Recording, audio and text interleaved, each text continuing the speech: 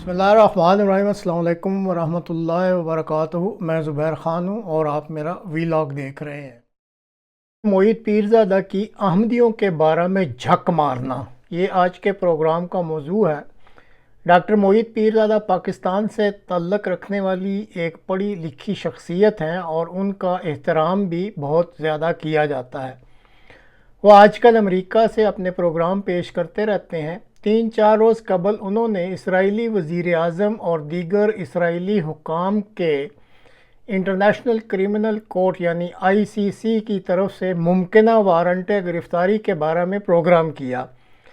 تاہم پروگرام کے آخر میں نہ جانے وہ احمدیوں کے بارے میں کیوں جھک مارنا شروع ہو گئے۔ تو ناظرین، پہلے آپ ان کی 2 منٹ پر مبنی یہ گفتگو سن لیں، اس کے بعد میں اپنا نقطہ نظر پیش کرتا ہوں۔ امریکہ میں اینٹی سیمیٹزم کا الزام جو ہے، یہ پہلی دفعہ ہے کہ امریکن پولیٹیشین جیسے برنی سینڈرز جو ہے وہ مسلسل کاؤنٹر حملے کر رہے ہیں بی بی نیتن یاہو پہ۔ وہ کہہ رہے ہیں کہ یہ اینٹی سیمائٹ کی تم ہمیں بلیک میل کرتے ہو۔ اینٹی سیمیٹزم امریکہ میں اسی طرح سے ہے جیسے پاکستان میں آپ کسی کے اوپر یہ الزام لگا دیں کہ جناب یہ تو فلاں شخص کا پتہ چلا ہے کہ یہ تو اس کی شادی اس طرح سے ہوئی تھی، یہ تو قادیانی ہے، یہ احمدی ہے۔ آپ نے دیکھا کہ پاکستان کے جو فارمر آرمی چیف تھے جنرل قمر جاوید باجوہ، جب ان کے اوپر یہ الزام لگ گیا کہ وہ احمدی قادیانی ہیں تو وہ بھی علماء اور مشائخ کو اکٹھے کر کے ان کے لیے عشائیے کرتے تھے، ان کو بلاتے تھے، اکٹھا کرتے تھے۔ تو ایک الزام اینٹی سیمائٹ، جس طرح سے امریکہ میں اینٹی سیمیٹزم ہے، یہ جس طرح سے پاکستان میں قادیانی ہونے کا الزام ہے، اسی طرح سے امریکہ میں یہ ہے کہ یہ تو آپ نے جو اینٹی سیمائٹ ہیں، آپ اینٹی سیمیٹک ہیں۔ تو یہ اب لیکن پہلی دفعہ ہو رہا ہے کہ اس الزام کو امریکہ میں کاؤنٹر کیا جا رہا ہے۔ تو قصہ مختصر یہ ہے کہ انٹرنیشنل کرمنل کورٹ کے پروسیکیوٹر نے ایک ایسی صورتحال پیدا کر دی ہے جس میں اسرائیل اور امریکہ کے درمیان میں بارگین ہوگا رفح کے اوپر۔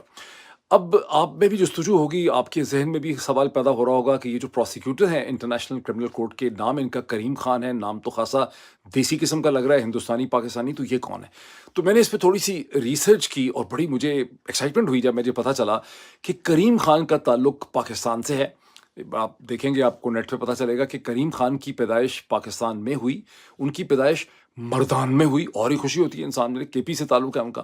لیکن پھر اگلا ہی جملہ میں نے پڑھا تو کچھ تھوڑی سی مجھے پریشانی شروع ہو گئی، اور اس وقت مجھے لگا کہ انٹرنیٹ کو پاکستان میں بند کر دینا چاہیے، بالکل بلاک کر دینا چاہیے، کیونکہ آگے لکھا ہوا تھا کہ کریم خان کا تعلق احمدیہ مسلم کمیونٹی کے ساتھ۔ چلیں مسلم تو اس میں سے نکالیں، لیکن احمدیہ کمیونٹی سے ان کا تعلق ہے۔ نہ صرف یہ ہے بلکہ مرزا طاہر احمد جو چوتھے خلیفہ ہیں احمدی کمیونٹی کے، ان کی صاحبزادی کے ساتھ ان کی شادی ہوئی ہوئی۔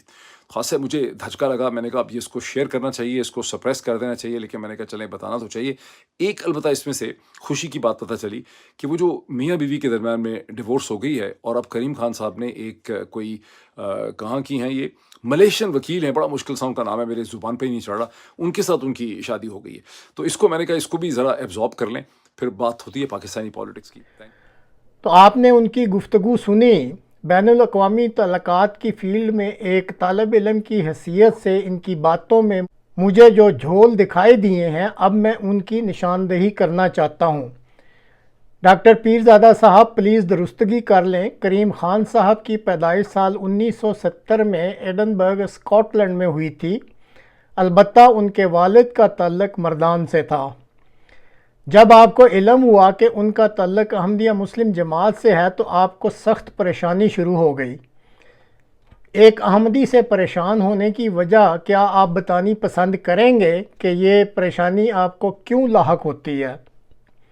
کریم خان صاحب پاکستانی بھی نہیں ہیں اور نہ ہی وہ پاکستان میں رہتے ہیں، تو اگر وہ اپنے آپ کو احمدی مسلم سمجھتے ہیں تو اس میں آپ کے لیے پریشانی کہاں سے آ گئی، یہ بات سمجھ نہیں آئی۔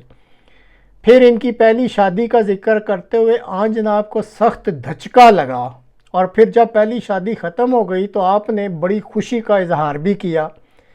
اب کم از کم ایک عام آدمی سمجھنے سے قاصر ہے کہ کریم خان صاحب کے مذہب کو اور فیملی لائف کو اس سارے معاملے سے جو آپ بیان کر رہے تھے، اس معاملے سے جوڑنے کا یہ کون سا موقع تھا، اور آن جناب اس سے حاصل کیا کرنا چاہتے تھے؟